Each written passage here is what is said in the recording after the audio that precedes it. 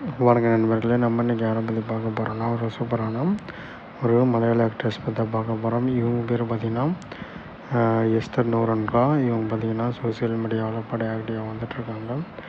அது மட்டும் இல்லாமல் சோசியல் மீடியாவில் ரீல்ஸ் மற்றும் ஃபோட்டோஷூட் வந்து அதிகமாக ஷேர் பண்ணிட்டு வந்துட்டுருக்காங்க. இவங்க பார்த்திங்கன்னா முதலாக மலையாள திரைப்படங்களில் தான் அதிகமாக நடிக்க ஆரம்பித்தாங்க.